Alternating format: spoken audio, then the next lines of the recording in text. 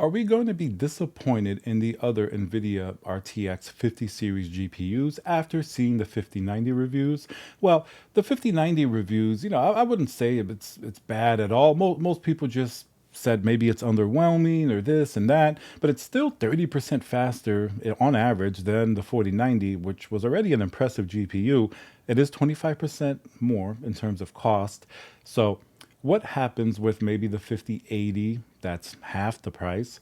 What happens with the 5070 Ti and 5070? Here's what I think. The 5080 is at least $999. Nvidia didn't bump it back up to $1199, so that's one starting point. That's good. We don't have any response from AMD. Who knows what's happening with the 9070 XT? That seems to be ready to go back and forth. AMD's holding it maybe until March, and who knows what the performance is going to end up being for that. So we'll leave that aside because AMD really hasn't presented their competitive offering yet, really, where we can glean more information. And now let's hear a word from our sponsor, VIP-CDKdeals.com, a Windows Pro CD key. Add to cart, you put in code CC20. This will also work on Windows 11. You want to go into your settings in Windows, change and adjust your CD key, click activate, and now let's go back to the video. 5080 probably will be the high-end GPU for most gamers that when they're like, I want to get this so I can play games but not spend $2,000, that's going to be the GPU that most people will kind of like strive for. I think the 5090 is going to sell out. I think it's going to be very hard to get because it's for gamers, content creators. It has a lot of use cases. So I think it's going to be a difficult GPU to get. Not to mention if the 5080 ends up being maybe 10% better than a 4090, for example, for $1,000, I still think it's going to do well, and I think that's a reasonable number considering the other technology in it. You'll be able to do DLSS4, multi-frame generation if your games support that. Obviously, it has better VRAM. It's 16 gigabytes, but it's the new GDR7, more efficient.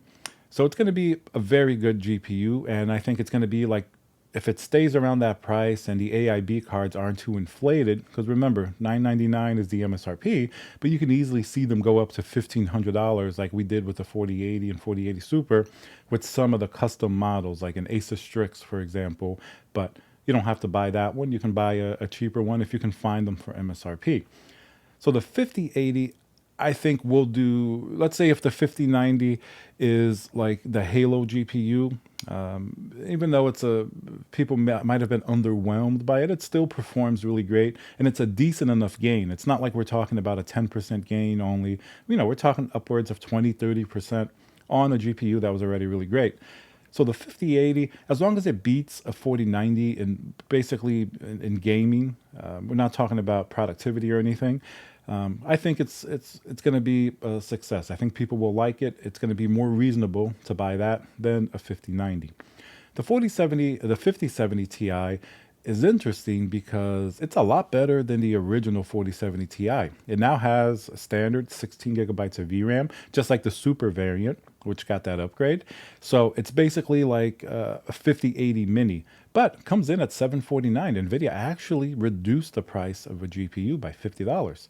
So that's going to be maybe a sweet spot for a lot of people. You don't want to go up to 1,000, but you found this for $749, and it's almost like a 5080. Maybe it doesn't have the performance of 4090, but it may fall somewhere between the last 480 Super and maybe almost a 4090 in some games.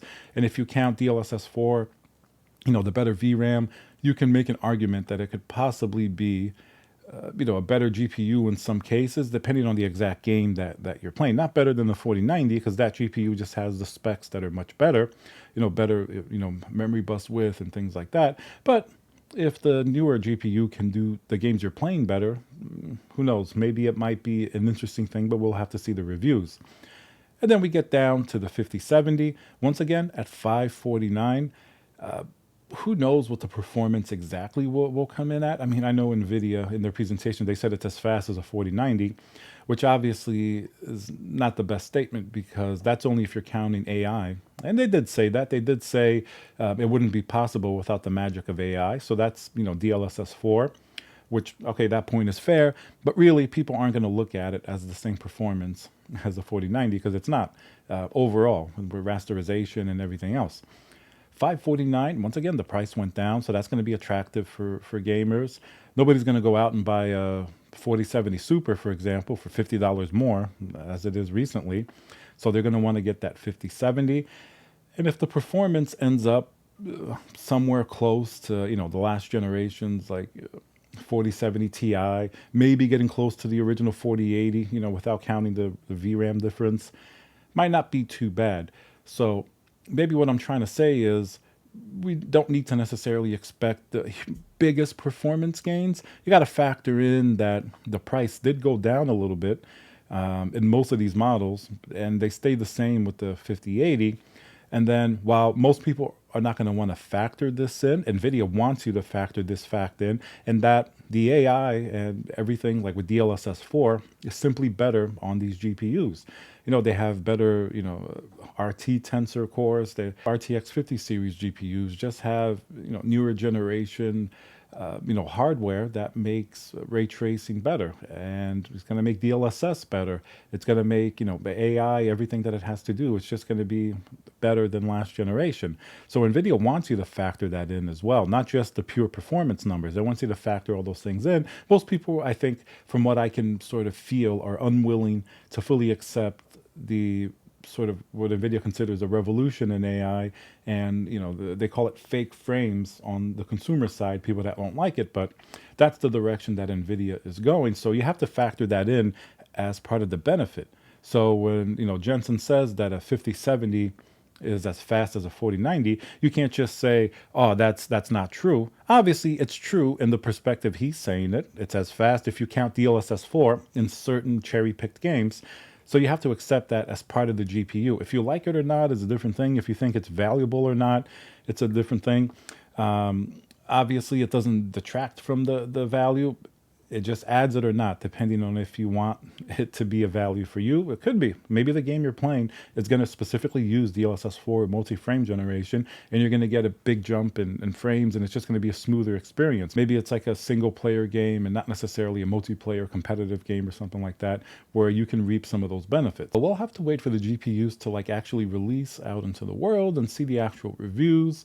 They're going to be more interesting maybe to debate, rather than the 5090 just kind of stands on its own because it really doesn't have competition, and it beats the 4090 by a pretty decent margin. 30% is decent. It's not too bad. It's not 50 or 70%, but it's decent enough.